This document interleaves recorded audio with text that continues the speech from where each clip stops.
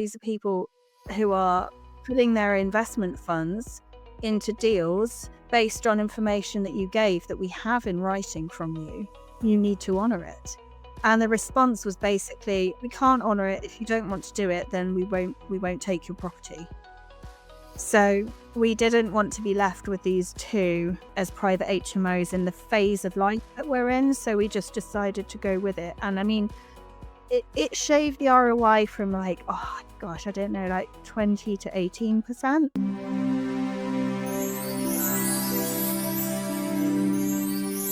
Hey UK property people, we'd love to have you join us at This Property Life Networking. It's a no-guru friendly community. Our network gets a private WhatsApp group for daily advice and deal sharing, monthly online networking with live market updates and in-person events every year. Hit the link in the description below, join today and start building real connections with active property investors. Welcome to This Property Life, the podcast where we get real about what it takes to build a property business alongside everything else that life throws at you. I'm your host, Sarah Blaney, and today I'm joined by a good friend of mine, Esther Smith, someone who is proven that you can really run a demanding corporate career, young family, and still grow a solid property portfolio on the side. Esther's focus, alongside with her husband Mark, has been HMOs rented out to supported living providers. And in this episode, we're going to dig into why they've chosen that route, what the model looks like behind the scenes, the true pros and cons of it all, and how Esther manages the extra work needed up front to make this type of strategy run really smoothly. We're going to talk about the realities of working with the supported accommodation providers, the councils, the due diligence, the checks, the extra checks, the changes that you've got to make along the way, and the standards that you can't really afford to compromise on. Hopefully, if you're curious about supported living, if you're juggling property with full-on jobs and families, then this episode's going to work for you, hopefully, and we're going to get straight into it. So welcome so much, Esther, to This Property Life. How are you? Hello. Thanks, Sarah. Nice to be here. You and Mark both have big careers. You've got a young family as well. I mean, my first question to you is, why on earth have you decided to get an extra job and get investing in property? I suppose it started when I moved from being in-house to being a contractor through a limited company, and I was just building up profit in my limited company. I didn't want to draw down extra dividends, so I started to buy some buy-to-lets, and then realized that there must be a smarter way to do this, which is when I decided to drag Mark along to some training. So it really was something I fell into by accident, but I have always enjoyed the chasing the deals, putting in cheeky offers, and I just sort of got into it that way, I suppose. And then I found out about it, but rather by accident, just with other contractor friends and what they were doing. But I decided to pursue it when I had children because it's just a really smart strategy. And then when my eldest was diagnosed with autism and I realized that it would need a little bit more, I got super focused on finding strategies that would help me to architect a life where I can be a parent and have income, and also to look at setting my kids up in the future as well. Every month on the second Saturday, we run an online networking session where you can meet other active investors face to face. And 3 times a year, we bring everyone together at live in-person events. Spaces are always limited, so if you want to be part of it, check out thispropertylife.co.uk/events and secure your spot today. Yeah, so it's kind of a legacy thing as well as a in the present moment building something that can just hopefully support you guys as a family in terms of time that you obviously need, everyone needs, but also with the extra little things that are thrown at you by having an autistic child in the family. Yes, the joys of SEN parenting, and then I give myself property things to worry about too. Yeah. What was that? So you chose property as an asset vehicle to, you say, architect that life for yourself. I love that way, and that's a good one. And then when you started in this, I know you probably looked at a few strategies and followed a few different things, but the thing that you then focused down on as a couple was that you were going to buy HMOs or create HMOs and put them into the supporting live-in structure. So what made that strategy more attractive to you? So it was definitely looking at numbers, the ROI. Mark and I have always costed in our time when we look at deals, and I mean the buy-to-lets do actually cash flow quite well here in London because the rent is high. So, for example, I've got one bed flat, 1,500 a month in rent, gives you the same as like an HMO up north in terms of net profit, for example. But I don't like agents managing my buy-to-lets. They're just it's expensive and they don't really help. You still get called out. And I remember I think I was on YouTube trying to figure out how to change a toilet seat in, like, the middle of the afternoon when I should have been at work, and I was having to get Mark to pick the kids up, and then I was calling my dad because I couldn't do it, and I was like, "This is so stressful." And we looked at a number of different strategies as well. We wanted to also move away from London so that we had more buying power. Obviously, it's more expensive to buy property where we live here. So when the opportunity came up to look at social housing as a strategy more closely, we really looked into it. We looked into the numbers. We ran the numbers. By this point, we'd probably spent about a year running numbers on different things, and we tried doing commercial to residential conversions as well. We'd run lots of numbers, put in lots of offers, but we were never quite quick enough because largely the people who were getting the deals had like 600 liquid to just go, and they were going off market and off market. And so by this point, we had a lot of spreadsheets and templates ready to go. We'd really refined our numbers. And so the first HMO to Serco that came to us via a sourcing agent was actually we had the numbers ready to go and we just made a decision really fast because if you don't make decisions fast, you miss out. And then we learned the strategy and we did 4 that year. And we're now in the process of getting some more as well. In fact, I'm just off the phone to a solicitor because I'm the bottom of a chain of 5. And there's a lady with dementia who's slowing everything up, bless her, because she has to go into the solicitor's office in person and sign a whole load of stuff. And we've got to complete. This is what I mean by giving myself more stress on top of parenting. It's not always the easy, the easy route. But this particular strategy really appealed because once you sign over, you're not allowed near the property for 5 years. And we're still in the thick of parenting. And we like the idea that it is a lot of work up front because and I could talk through the process later, but once you've done that work, it is more passive. And the work that you have to do becomes a desk job. And there is still that. And I could talk about that later as well. But I don't have Wow. to go up the M1 and change a toilet seat. If you're loving this episode, don't just listen, subscribe. Hit that subscribe button right now so you never miss our weekly property chats, deal breakdowns, and market updates. It takes a couple of seconds, it's free, and it helps us bring you even better guests and property chat. Yeah. And I think something that I just picked up on when we were just discussing how you kind of got to this point was that you'd spent 12 months running numbers, doing viewings, looking at buy-to-lets in various parts of the country, looking at commercial to residential developments. And I think that's something that's really important that I think gets over missed, by people is that when people start in property, they expect that everything's going to happen like this, like quick, quick, quick, quick.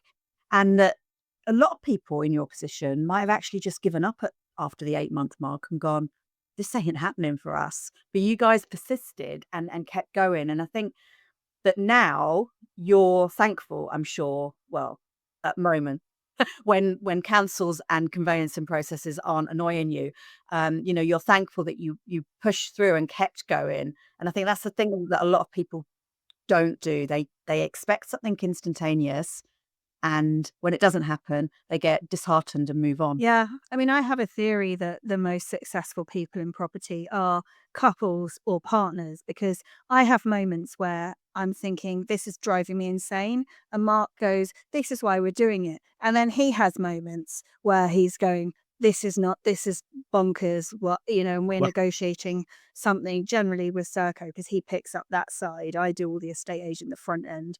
And then he might be, I don't know, he might have spent 2 hours on the phone to an energy company trying to switch utility bills. And he's going, why are we doing this? And I'll remind him. And together we're a good team because we keep each other focused and we've split the responsibilities. I do think it is a long game and it's not as easy as it's often made out to be. Um, very much worthwhile, but it really helps when you can share the load. I think that's right. And anyone that does property on their own solo, I have utmost Yeah. respect for, because it can, whilst it's not complex, it can be extremely irritating, and multi-layered. So when you are sort of at that point where you're like, why am I doing this? This is like absolute pain in the ass. That other person who goes, no, but this is why. You're like, okay, good, yeah.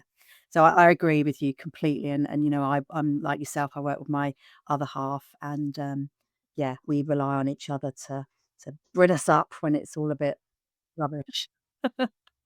Okay, so that's good. We're where we are now with your HMOs, and we know that you've decided as a couple that this suits where your life stage is. As you said, you're in the thick of parenting, and yes, you have to put a lot of effort in when you're creating these HMOs, to the point where it gets signed off to someone like Serco, and then it's like, okay, we're out for 5 years.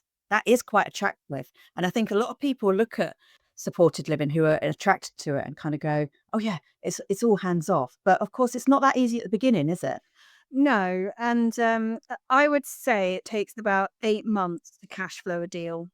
And that's longer than your average private buy-to-let. I mean, I have had leaseholds that take that long because of freeholders slowing things down. But by and large, you can buy a property in 3 months and stick it on the rental market.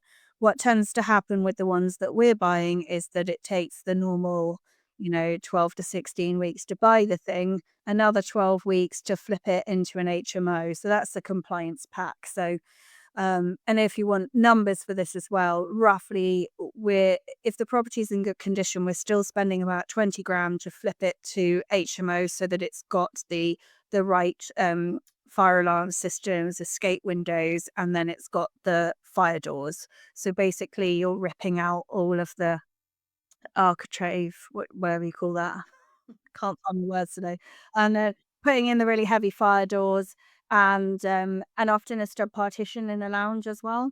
So I mean, there's lots of hurdles along the way. So if you get to the point where you've completed, you feel like celebrating. But we tend to celebrate at the point that we've actually handed it over and it starts cash flowing, and that can take 8 months. So we've got you buy the thing, you get the keys, you do it up, and then you book in the first as many inspections. And the inspections are this is where it's such a people game because there's a different person who will look to sign it off depending on what postcode you're in. Some of them are on a power trip. Some of them are great to work with, and you don't quite know. We've had a couple signed off quickly, and then a couple that have just taken so long that my average is 8 months, but I've had them go over. To the extent that I now don't want to buy in certain postcodes because I don't want to deal with the team that work in that area. And that's the benefit you get of when you pick one strategy and you keep doing it and you learn the ways to like make it more Right. efficient. I'm now going, I don't want to buy in that particular postcode because it takes so long. And then for every week that goes by, you're paying the council tax, you're paying the bills, you're paying the mortgage, and it's not cash flowing yet. So there is a lot of risk in this strategy, I suppose, for people who it wouldn't be for people who don't like risk, desk work, and complexity.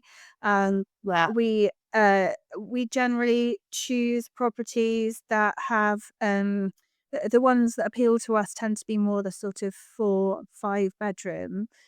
Because from a lending perspective, right, we can use the lender we like working with, and we're not really interested in 8, 9 bed HMOs, to be honest, because if the social housing contract ends on that, because it's bigger for them to maintain, I've then got a massive baby sitting on my portfolio that I won't know what to do with. So we're Yeah. probably a little bit boring for some compared to other people in property who go for the 12-bed HMOs. We're going for the terraced houses that are 3 beds to 4 or 4 to 5. And Yeah, because you've got an eye on the 6th year when you might not have the lease extended yeah, by both parties, yeah. and then you've got an exit that you've worked out. Yeah, we generally look for 2 exits. So if we at the end of the 5-year term, if it's not renewed, then we would either sell it as a house or it would be a private HMO. So we don't wanna buy anywhere where there isn't private HMO demand. Because ultimately our strategy is not to sell anything. We want to keep and keep and then put in a trust and then it goes down. Like we're not here to sell it. We're here to own it long term. But then, it's always good to have the option, like, is it in an area that would sell well? Just in case you needed to, So we do tend to look for make sure that they tick those boxes. But yeah, it's a long process. And once it's signed off, you generally they just take care of everything. So they take over the bills, the council tax and the energy bills and everything like that, and, are not allowed near it. You actually can't because they're putting people in who need to be protected. So, it's all coordinated through their central team and, they do sometimes ask for things, and I'm currently sorting out an escape window for one property, but which was a bit of that should have been sorted before and wasn't, but that's one of those things. So it's not completely hands off, but we're still small enough that we can manage it alongside our jobs at the moment. But I would say that there's going to come a tipping point where where we'd need to sit down and consider who steps back from work to, Yeah. probably in 5 years when all the mortgages are due. Yeah, absolutely. I've got some ideas around that which Oh, we can good. talk about off. But let me just take it step back because people are probably thinking, well, okay, so you've described the type of property that you are typically drawn to. It's the 3 to 4 or 4 to 5 bed properties where there's going to be professional HMO demand. I mean, no one can see what the crystal ball is, but at the moment there would be demand, or you can sell it as a family home. But what about that actual demand at that time for Serco? Are you buying it with knowing that Serco or a similar kind of provider need things in that postcode? I mean, Yes. you work it that way. Yeah, there's a process, and I forget the letters, it's an acronym, but there's a process where, they approve the property and say, "I will take it," before you even put an offer in on it. That's sort of assurance then for the landlord to go, "Okay, they've vetted this one, the floor plan works," and there's a relationship manager for each area. Um of Serco. In some areas, I think they open and close all the time. So I'll say I'm using a sourcing agent, and that's Andrea for anyone who knows her, because I am busy working, and Andrea is the one who manages that relationship with Serco, and should probably come on here and explain the nitty gritty. Because the beauty of having Andrea is that I don't need to spend my time understanding everything. I just run the numbers and, make sure that it works and, bash heads together along the with the solicitors, brokers, and everything like that, and make sure that everything works. But when it does come to finding a property, um, what Andrea does is when she goes on viewings, she'll submit them all to Serco in advance, and then she will get back the ones yes, yes or no. And so when there is an offer accepted, it is then with a Serco provisional contract, if you like, that as soon as it's completed, like they put it in their pipeline, they're like, great, we're going to get this. And then if it falls through, then Andrea will need to update them that this one's fallen through, but it's not done in a risk like that. Yeah. And have you had any instances where it's all been approved and you're going through the conveyancing, or even through the refurb. And at that point, their postcodes have changed and actually they're not looking in that area anymore. Yes. Yes, Mm. we've had, um yeah, I can probably attribute a couple of grey hairs to a property we've got called Sheffield Road. We that, though, turned out to be an isolated incident with a rogue project manager, to be honest, because their policy is that they honour when you've got one going through conveyancing, and we were kind of given misinformation, and then it turned out to be fine. But a bigger problem was that that particular project manager had given us inflated rates for ones that we bought. And during the process, then when he was exited from the company, they came back and said, "Oh no, actually, these are the rates." And we really fought to have the rates honoured because it really impacted the ROI. And this was one of the times where I was saying to Marg, "Why are we doing this?" And I went right up the chain at Serco. I was not taking any nonsense from them and saying, "Look, you're asking these are people who are putting their investment funds into deals based on information that you gave that we have in writing from you. You need to honour it." And the response was basically, "We can't honour it. If you don't want to do it, then we won't take your property." So we didn't want to be left with these two as private HMOs in the phase of life that we're in. So we just decided to go with it. And I mean, it shaved the ROI from like, oh gosh, I don't know, like 20 to 18%. So, it just takes a bit longer to get your money back out. But ultimately, this is where I was going, this is so annoying and I want to just quit. And Mark was going, seriously, over the grand scheme of things, we're talking about 500 quid, chill out. Yeah. So, Right. In a year's time, when you look back on this, are you going to worry about it? I think that's yeah, I ask myself an awful lot of the time. right. And it's just the principle, because I think if you choose a social housing strategy, you start working with organizations. And that's my comfort zone because I work in large organizations. But I expect them normally to be efficient and to be trustworthy. Sometimes they're not. Right. And that's the case here. So, I'd say it's not for the faint-hearted. So And let's talk about, you get approved, the building gets approved, the floor plan gets approved. You then go through the conveyancing, which is normal conveyancing, in terms of the challenges and stresses that we all live through on that side of things. You get the keys, and then you're doing the refurb. So you're refurbing to an HMO standard for that particular council. Is there anything yeah, additional that you have to be mindful of because of who your end yeah, lease and end tenant who's going to be? yeah, there'll be a specific requirements list depending on what it's being used for. We did look at another housing charity recently. That property fell through because I won't go into that, but it fell through. And so we didn't end up um, buying this property in the end, but they had quite a different list of requirements to Serco. Serco are very, um, I say over the top, but they've got their reasons. They've got insurance. They're a huge organization, so you have to have quite an expensive fire alarm system, and it's all top spec and so quite expensive. Whereas a small local charity, if you were to partner with a local homeless charity or something, it might not have the same specifications. I know that at the moment, Andrea's looking into children's charities and some other organizations as well. And hopefully we'll go on that journey with her. And then that will be a new load of specifications that we need to figure out. But when it comes to the HMO pack, if you like, it's a case of taking the standard list that they require and reconciling it with the house itself and what it needs.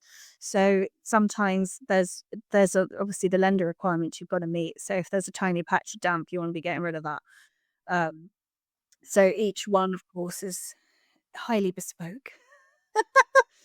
Um, Okay, so you're looking at obviously the room sizes, and that is yeah, as a standard. Everyone, well, perhaps people don't, but there is a HMO standard room size, and then councils can superimpose different room sizes on top of that.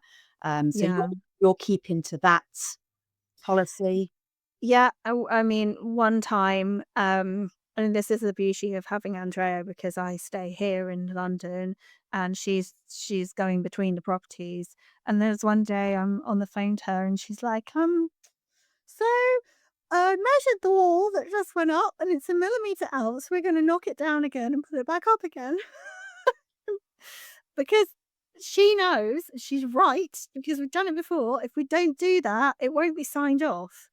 And so being really specific is really important to get something signed off, and the devil is in the detail 100%. So these are the things, it is we've had, I think one of our properties didn't get signed off for so long because um he kept measuring the gap between the door and the frame, and I believe that to do with temperature or like moisture in the air or something. um, it did. And so it was different from when Andrea measured it and the builder measured it and checked it to then when someone came like 5 days later to look at it and was like, well, no, this isn't compliant.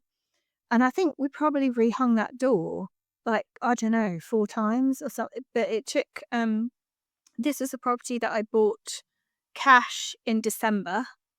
Um, and I mean, I managed to it was slow trying to exit the money and do the refinance on it because we needed the Serco contract, and that took extra time because they had issues putting the right information on it, admin issues. But then we didn't manage to get it signed off till August. Wow. Yeah. So, Time. um, it took a long time, yeah. Yeah. So when you're going through that refurb process, the person at the end who is doing the inspections, just for people that aren't in this industry at all, is it the council coming through to tick off your HMO license, or is it Serco, or is it all of them? Yeah, it's a bit of a yeah, it's combined. I mean, largely speaking, we now try and make sure that we don't have to have an HMO license in the mix because that's turned out to be quite stressful. So we're generally looking for things that don't actually need a license. But really it's the team at Serco that come and sign it off, and that's by area.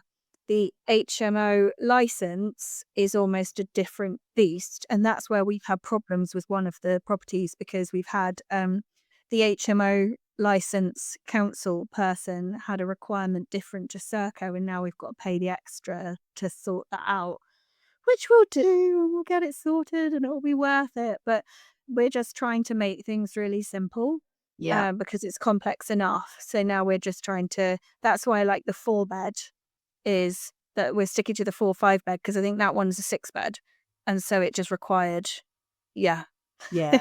Well, it's more. 5 bed and above is the official on the HMO That's the standard, one. isn't it? So Yeah, 4 beds. Um, Depending on area and whether there's, Article 4 in operation and all that sort of stuff, but that's what you mean by that. It's an easier process to have 4 bed ones because you're adhering to more yeah. Serco inspections than to have a 6 bed or a 5 bed where you're adhering to the council and Serco. And sometimes I guess maybe they might disagree. I don't know. I hope not to discover that one. So you've gone through your refurb process, and we're at the stage where now you're going to be signing it over to Serco. Is it as simple as just there's a standard lease, it's always the same, and you just sign it and away they go? Yes and no. It's a standard lease, and it always consistently has the same mistakes on it. So every time we go, yes, thank you for the standard lease. Can we please amend the term to 5 years? And can you please spell our property company properly? And yeah. Um, by and large, they have a shared mailbox for it, so you can imagine it's not the most consistent in how it's run, but it's fine. And largely the process from there is that once we've signed it, uh, then and once they have accepted it, they start paying for it, even if it's still empty. So the responsibility is on them. So then the final job that we do at that point is to transfer the energy accounts. We give them all the details and then they take them on. And that's the point at which we actually do celebrate rather than completion of the property, because actually once we've completed, the work begins. We've got to put all the energy accounts in our name. We've got to make sure the lights are on for the builders. We've got to make sure that there's access, and we've got to oversee the building work, pay the builder, start liaising with Serco. Like, there is quite a lot of work during that phase, but this is what I mean with it's a lot of work up front, but as soon as they take it off our hands, then we can move on to the next one. Although we were a bit mental, we bought 4 at the same time last year, so that was um, a bit much. Um, but by and large, it is quite a job to do, but it will all, the ones that we bought last year, only one of the 4 of them has required me to do something. The rest have been completely hands off. So it is playing out how we wanted. Wow. Um, yeah, So there's a short-term pain when you're going through that, let's get it to the signature side, but then, yeah. it's happy days. But you've mentioned, the mistakes on the lease and, that it's like always amend it to 5 years. Why is that important for you? Lending. The lender won't accept if it says 15-year term, so we just have to comply. I mean, we primarily have our mortgages with Fleet, and I am exploring a couple of other lenders at the moment, and who might be a little easier to work with, because Fleet have some very exact requirements, and we had a huge number of sunk costs this year just trying to buy properties that Fleet then turned around and went, "No, we don't want that." There's a lot of wet properties in the UK, a lot of soggy chimney breasts out there, and sometimes the numbers don't stack. So we're quite clinical with our assessments, and we look at the cost. And while I love to fix every problem, if it's going to, I mean, at one point I remember saying to Andrea, "This sounds like quite a fun challenge to fix it, but I think it's not worth it." And I also don't want to run hard at something that's going to impact her well-being, because ultimately, sometimes it's just not worth it. There'll be another A deal. tail along. Yeah. We've sort of touched on the lending there because I think some people who don't like this as a strategy, they'll come up with lots of reasons why it's not always good. And sometimes it could be you don't know what state you're going to get the property back in. And I guess you don't yet because you've not come to the end of a 5-year term. So that bit is unknown from a personal experience, but obviously you've Yeah. other people. A lot of people go, you can't get lending, the rates are too high. What's your take on that one? Well, I had a very professional tenant who was a head of HR leave one of my London buy-to-lets in a complete state. So, I had to pay a lot of money she got 2 cats in that wasn't really um, on the contract, and didn't pay her last month's rent and left it totally trashed. And so, you can try, and I thought, "Oh, I'll just stick to a strategy of 1-bed flats and, with professional tenants, no dogs, no families," just because I didn't want that. And then when you realize that you do that and it creates a huge mess anyway, then you might as well, because yes, I mean, I think you've just got to be reasonable about these things. They're completely within their rights to say after 5 years, "Can you replace the carpets?" Sure, that's fine. There's going to be reasonable wear and tear. We all live in houses. We all know what that looks like. So I still, even though we have call it the fire and forget lease. Mark and I have a Mopot that things go into every month, so that if we are asked for, and it's not a full 10%, it's like 5%, so that if we are asked to repair carpets, we want to be good partners to them. And if they say, "We've had this issue," at the moment, if a washing machine breaks or anything, they will replace it. I'm expecting the houses to be tatty at the end of 5 years, but then some of my turnover here is like 1 year, 18 months, and I'm having to tidy it up in between, and all of that eats into margin as well. So I still think if you don't want to do something, you'll always find reasons why not to. Right. So, Yeah, um, yeah. I And I I think that's an important point what you've said there about what we call Mo, because you and I will interchangeably use that phrase, but we call it Mo. What it stands for, on anyone that doesn't know, is monthly operating expenses. So it's just literally an acronym of that. yes, sorry.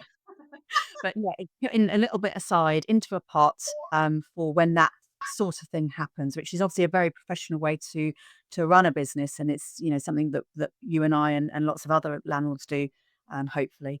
But yeah, even with that 5-year lease, you're still doing that, which is good. But I think you're right. I think depending on the strategy, you get good and bad, and even with your selection process at the beginning of a tenancy, things can change for everybody, and the perfect tenant for 4 years might not be the perfect tenant after in the 5th year. So you can never tell. So I think you're right. It's a risk Mm, analysis. You looked at yeah. it and gone, this is okay.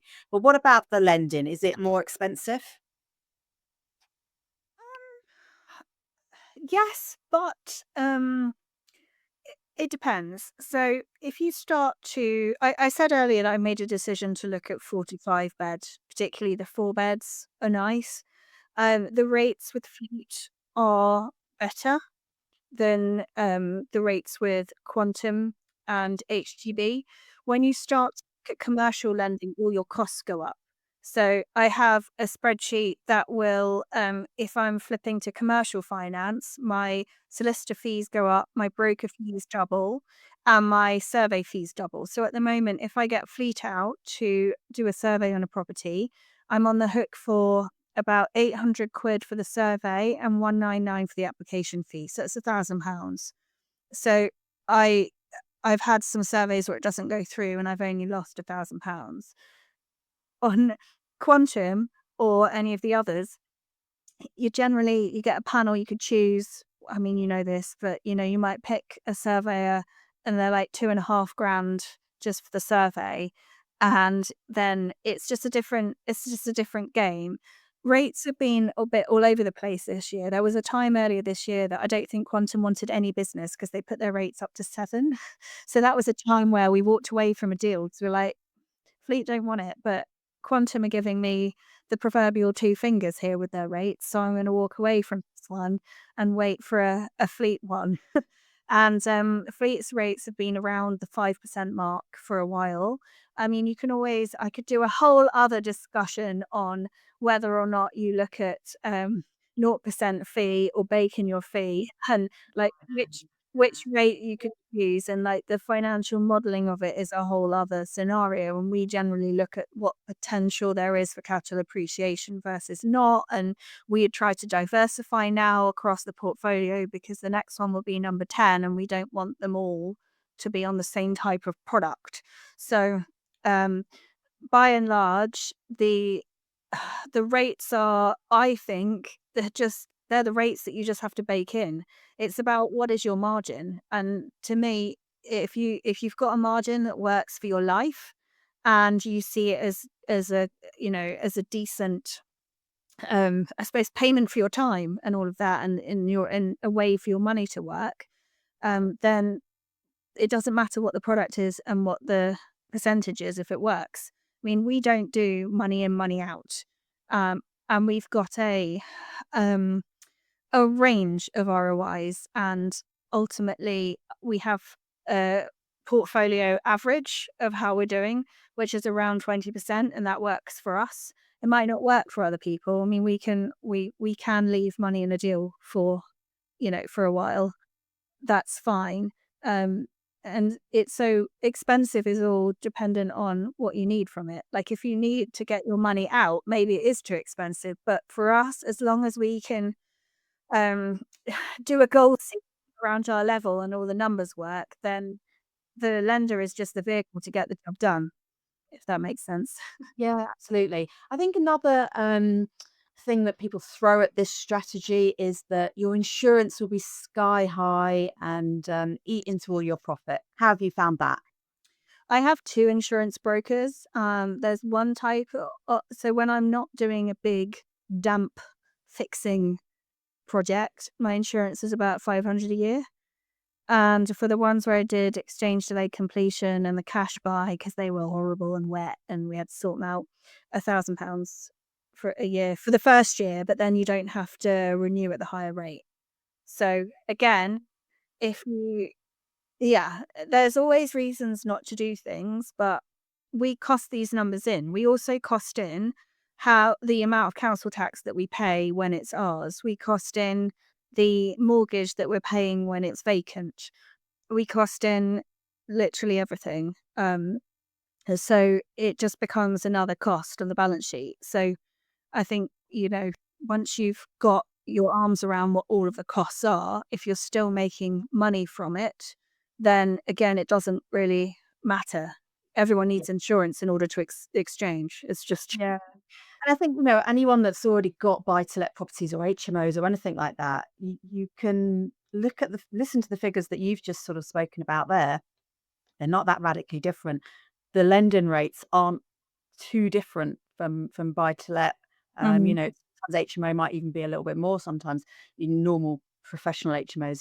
Um, the insurances, it's not that dramatically different, is it? So a lot of the things that people would throw at this type of strategy, actually your reality is it's not like that.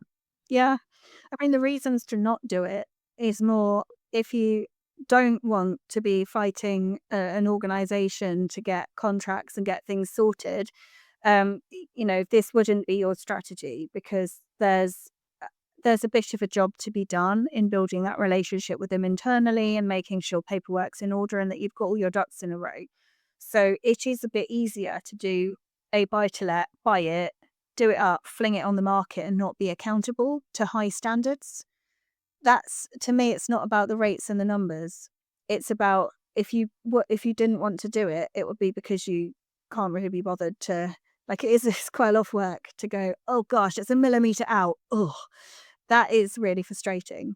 But the numbers can work on the right deal the same way as any other strategy. Yeah. And let's face it, I mean, you said you're on purchase number 10 now. Yes, well, 10 is the one I haven't got yet. So Okay. So um, we're getting up towards we're that. That's, nine. Yeah.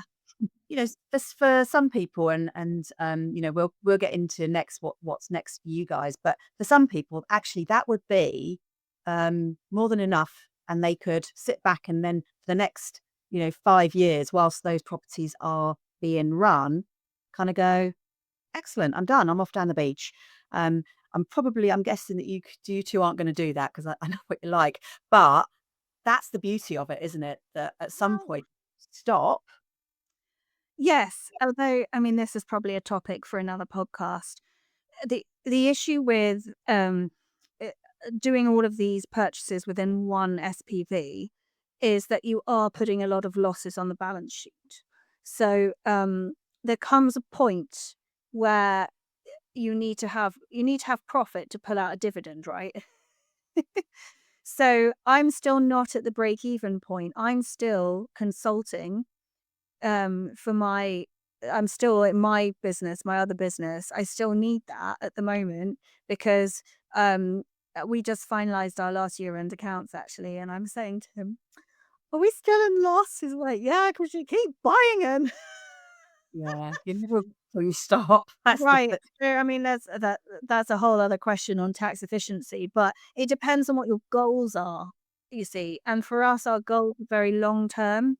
So yes, we will keep going, and I think we probably will spin off another SPV at some point because I think 10 per is probably, I don't know, I'm still thinking about it. I don't want to pay my accountant any more than I already do, but equally, at some point, it's probably a good idea to let that lot start to build up so that we can then draw down and live off it and relax a bit. But then we don't want to stop because we do quite like it. And I don't know, I find it fun. I'm a glutton for punishment. I don't mind the dramas of what have we had this year? Loft insulation gone wrong, and that you always get sunk costs, but that's Yeah. part of it, isn't it? Yeah, it is. And I think you've mentioned a really important thing, which is it depends on everyone's goals because we all start at different places and we all want to get to a different place. So the whole comparison thing with other people is pointless. Mm. And it is about reviewing, what you as a family unit need and want and matching it to that, really, isn't it? So what is you're going to keep going for this, potentially moving it into a different SPV, and for people that maybe don't know what that means. Yeah, the structure of buy-in and, how that looks. But, so you're gonna keep going for the next couple of years? Well, I have a financial forecast model that tells me when there's a certain point where I don't know if you want me to speak actual numbers on this, but there's I want to be coming in regularly before one of us takes the pedal off work. And that we will hit that in 2030.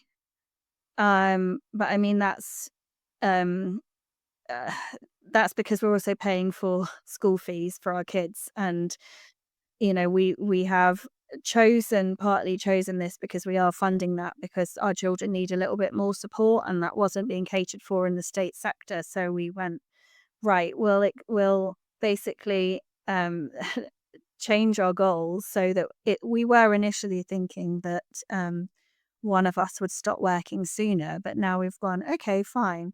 We're actually going to pay for private schools. So now we're going to be working longer and building up a bigger portfolio. So this is why it comes down to your lifestyle goals, really. And I think there will come a point where, um, I mean, politically speaking, we know that this strategy isn't necessarily long term, and we're happy to support it for now. And we know that the problem in society of people needing homes isn't going to go away. So as long as we have high quality compliant homes, we think they will be useful in the future in whatever way that is. But I personally, when I'm out the tunnel of parenting young children, I want to go and do more exciting things, and then I'll be knocking on your door again going, "How can I buy a big warehouse? Because that seems really fun." It's just that when you don't have the bandwidth for that sort of thing, well, we've had to focus that the goals are, a bit of a fire and forget strategy for the next 5 years. Get through this phase of, I mean, my youngest just turned 5 and still doesn't sleep very well. So you can't necessarily you can't Mm. achieve everything. Sorry, I'm just gonna get Rick to put the blind down. Since we've been talking, Esther, the sun has just gone right around. Oh. I am, being blinded in one eye. That is lots better. Thanks. Well, Oh, there you go. It stopped raining here. It was a bit oh, yeah, apocalyptic no, when we beautiful started. sunshine here. Yeah, no, I think, it is all very unique and individual to your situation, isn't it? And I think one thing that highlights for me when you sort of talk, because you guys are really analytical and you approach everything very professionally in a very business-like manner, which is the exact of what you need to be doing. And for people listening to this and hearing that you're not going to get where you need not that you need to be where you want to be until 2030, which is 5 years away, they're probably thinking, God, that's an awful long time. And that's an awful lot of work that you're putting in. But that's because this isn't a get rich overnight thing, is it? It's a long No. term Yeah. And it's because I have other big goals as well. I want to have a charitable foundation. I want to take my kids on cruises every school holidays. Like, I'm not I could stop sooner and live more simply, but I don't believe that life's for just sitting around, and I want to achieve more. So I just set punchier goals perhaps. And for me, that 5-year plan is it's not necessarily, I mean, it's about architecting the lifestyle that you want, and I don't plan to stop consulting either, because I mean, that's how I fund property. And, I mean, there's a whole other conversation on on how things are funded by, but I personally believe that, we've all got something we're good at, and if you just work really, really hard to be the best at what you do and try and make sure you get paid top dollar for it, that's a good place to start. And so I really do actually enjoy my job. I just want to be in a position where I can pick and choose more when I work, who I work with, and that's what property will give me. So I never intend to switch off everything else and just do property, if that makes sense. But the property, when that does start to compound more, that will fuel other things like, trust for the kids and other things that Mark and I want to do and contribute to the world as well. And he loves his job generally as well. I mean, everyone has up and down days, but he likes working for a pension fund. I wouldn't, but he loves it. So, um, so it's the sort of thing that, if you know your goals, and for Mark, he would like to perhaps end up as a trustee or a more of a non-exec director that works more like 3 days a week. And then he'll probably do all the remortgages on the side because that might be what we end up having to do. So it is very much all about goals. And I think, it took us a while to get going with this strategy because it took us a while to map out in the context of stuff at home going a bit upside down, not just chasing after opportunities and open doors, but actually sitting down and going, hang on, what life are we building here? And what's the best way to do it? And that was when we sort of went, no, we're not going to do commercial conversions at the moment. We're not going to do that. We are going to sourcing agent. We are going to look at one thing, get it right, do it again and again and again. We're still in that. Yeah, that's fair enough. Well, I've thoroughly enjoyed, dissecting what you guys have been doing over the last couple of years, and I think you've built up something that's really fantastic. But the key messages for me is, yes, it's an awful lot of hard work, and okay, you can hang your hands off for 5 years once it's done. There's a lot of hard work before that, and actually, you know, the pipeline's got to keep going and keep going because of the goals that you guys have set for yourselves. And it is, as always with property, it's hard work, persistence, and a long-term view. Yes, it is. All those things. Well, thank you so much, Esther, for sharing your journey so far with us. If people want to sort of get in touch with you and have a chat about anything related to what we've spoken about today, what would be the best way for them to do that? Oh, good question. Not Facebook. I've not logged on there in months. But I am on LinkedIn with my other identity, so I could share that at the bottom of the podcast, perhaps. Yeah, I will put that link in for you. Lovely. Well, thank you for having me. It's been nice to chat. And you. Thank you, Esther.